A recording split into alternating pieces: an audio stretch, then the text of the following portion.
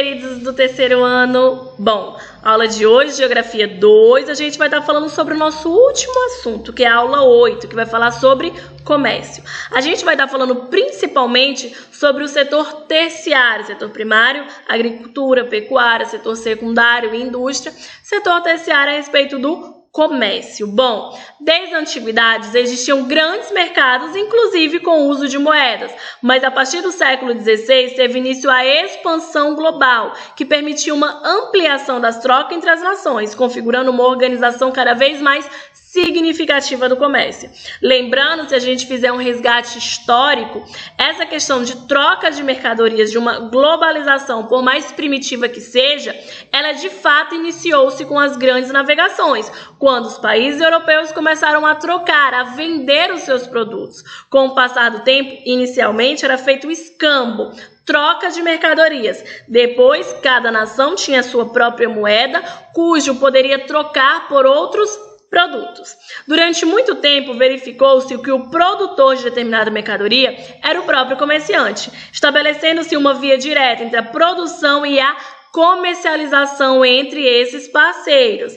Assim sendo, o crescimento global do comércio e o aumento da necessidade de consumo, estabeleceu-se uma necessidade de escoar esse produto de maneira mais rápida, de uma parte para outra, por meio de rotas comerciais, consolidando assim o comércio atacadista, que é aquele que vai vencer, que vai vender em grandes porções. Comércio varejista geralmente vende por unidades, não vão ser grandes unidades, grandes porções ou caixas de determinado produto.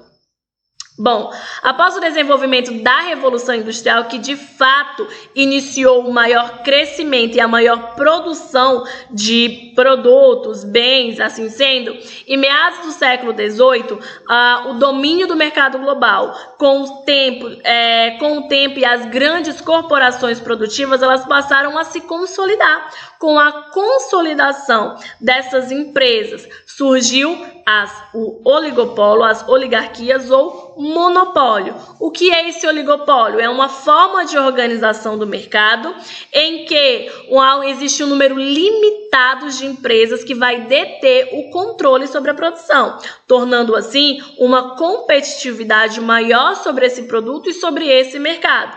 Nós temos também o monopólio, que é uma situação de mercado em que uma pessoa física ou jurídica torna-se a única possuidora de determinado produto, para, na falta de concorrência, poder vender por um preço elevado. Por exemplo, eu estava assistindo o noticiário a respeito dessa questão do coronavírus, esses respiradores que são essenciais para a UTI, para manter a vida das pessoas que estão no estado mais grave, que são atingidas por esse vírus, é produzida por uma empresa chinesa. Vi uma reportagem que a empresa brasileira que produz, ela depende de uma peça que vem de outro lugar, assim também como essa chinesa.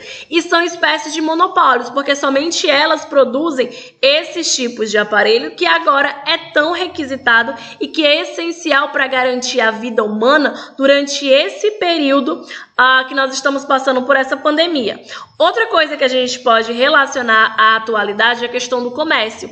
Gente, o setor terciário da economia está sendo gravemente atingido nesse período de quarentena. Se o setor terciário é atingido, logo o setor secundário, que é a indústria, também vai ser atingido, causando uma certa estagnação em determinados segmentos. Nos próximos meses e nos próximos anos, a gente vai ver o quanto que essa pandemia atingiu não só esses países de maneira isolada, mas também de maneira global, já que um depende do outro para a questão da comercialização e da industrialização de determinados tipos de produto.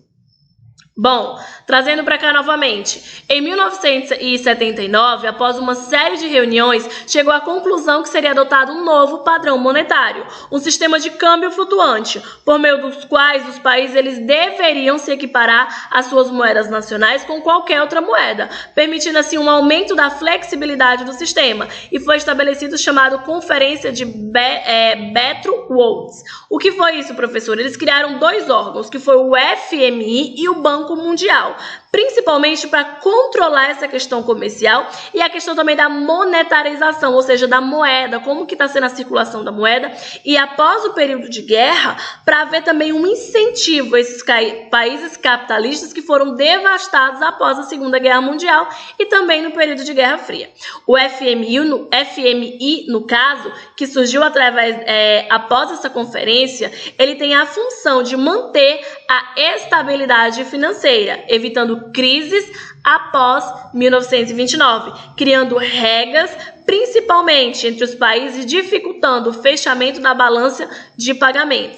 Gente, esse Fundo Monetário Internacional ele é essencial para manter a economia e esse comércio, principalmente de países que foram devastados, por exemplo, após a guerra e também após a quebra da Bolsa de Valores de Nova York de 1929.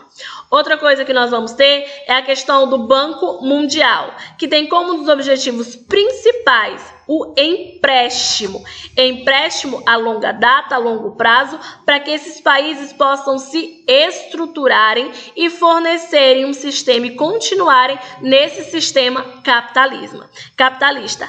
Assim sendo, vai ajudar países a se desenvolverem, países a se reerguerem, principalmente pós Segunda Guerra Mundial. Bom, após esse período, a gente observa o surgimento de alguns órgãos, principalmente para trazer um desenvolvimento a mais, que foi o surgimento do GATT. O que é esse GATT, professora?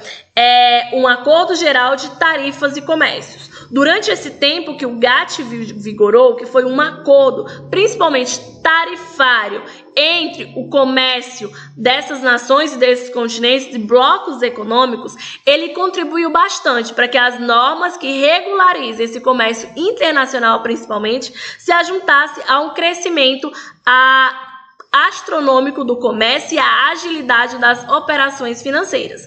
Ou seja, esse GATT ele foi essencial para trazer a manutenção dessas trocas comerciais, o crescimento e o incentivo de ambas. Mais tarde, surgiu a questão da OMC, que é a Organização Mundial de Comércio, que o objetivo dela é fomentar, é incentivar, principalmente com que essas nações tenham esse setor terciário fortalecido e que eles não venham ter uma queda, principalmente em períodos de seca, podemos assim dizer, de desastres naturais, desastres ambientais, entre outros. Outra coisa que a gente observa nesse capítulo é a questão do e-commerce. Como assim, professor? É a evolução dos transportes e das comunicações, principalmente a partir da última década do século XX. Proporcionou uma ampla circulação de pessoas, serviços e mercadorias. O desenvolvimento desses setores de produção foi responsável por uma organização produtiva e uma redistribuição do capital produtivo, por meio da entrada de multinacional e do capital especulativo, que utiliza a bolsa de valores para obter o lucro. Bom, é como se fosse uma moeda, podemos dizer uma moeda volátil, uma moeda digital, uma moeda financeira, não é algo tocável, mas que é essencial para a economia, que é essencial para a manutenção. Ou seja, baseado nisso, essas ações da Bolsa de Valores, elas podem tanto aumentar como diminuir. A gente observa também que após a revolução técnico-científica, ocasionou uma grande mudança na forma de se realizar essas trocas de comércio. Agora, nós temos chamado a cybereconomia, ou seja, que são as compras que são feitas através do computador, de celular, as compras virtuais, através de sites, por exemplo, que ampliou principalmente o surgimento e o crescimento dessas lojas virtuais 24 horas por dia. Esse processo vem intensificando em relação às relações entre países e consolidado padrões de comportamento de consumo mundial. Aí eu pergunto para você, pessoal, vocês acham que essa e-commerce que iniciou, ela vai ficar somente em países desenvolvidos ou também países subdesenvolvidos terão o mesmo crescimento? Infelizmente, somente países desenvolvidos que têm um acesso à internet, um acesso a essas lojas virtuais, é que vão basicamente usufruir dessa revolução técnico-científica. Por exemplo, o continente africano,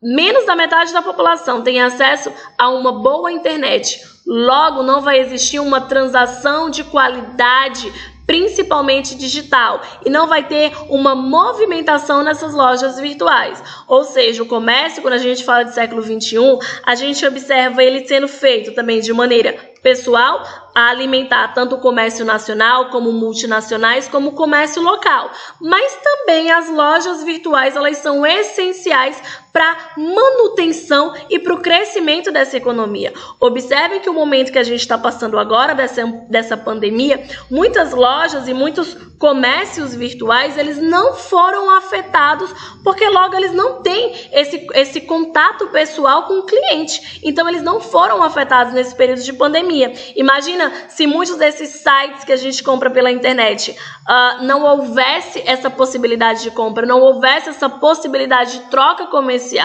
O baque na economia seria bem maior, ok? Então a gente finaliza aqui. Qualquer dúvida, eu me coloco à disposição de vocês. Não me esqueçam de fazer as atividades online na plataforma do SAIS. Deem uma olhada também nas videoaulas do SAIS. E eu vou deixar uma atividade aqui para vocês.